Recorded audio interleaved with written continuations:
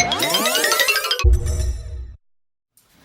guess this video doesn't really have a theme to it. It's just going to be just off-rip. But they all tend to be off-rip. Even if there is a premise to it, it all tends to be off-rip. But anyways, what do you think 2016 will have for us as black people? I mean, I really can't even be...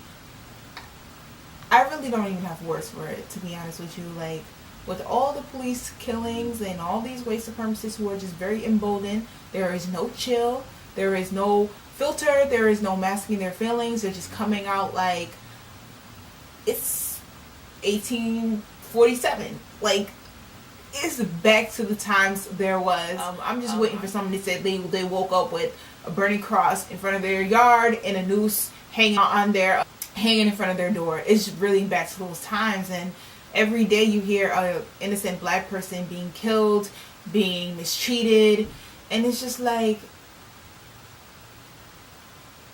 I'm drained. Like, I really don't even have words for it. I can't really express how sad I feel. I'm just drained. I'm just drained. And it's just like, I kind of feel that I'm not prepared for it. To be honest with you, I feel like no one prepared me for these things. It's tragic that I'm an adult now and I'm learning about how the system of things work. Like, no one prepared me for this.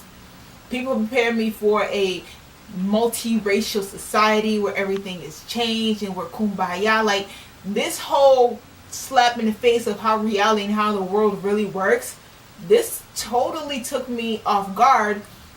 And I feel like a lot of people in my generation, especially black people, were taken off guard. We really thought, like, y'all older generation paved the way so we wouldn't have to go through these things. We really thought that y'all done died, y'all done fought, y'all done went to prison, y'all done got hoses sprayed on you, dogs sent on you. So you dealt with that, and now we get to sprout and prosper and soar and reach higher heights than y'all old folks never achieved. And come to find out, that's not the truth. We're still paving ways and we're still being beaten, and it's like the whole facade of things have changed and it's a new day and you can do whatever you want, which is still true. You can do whatever you want, but not in the system of white supremacy where you're being controlled by whites. Not necessarily.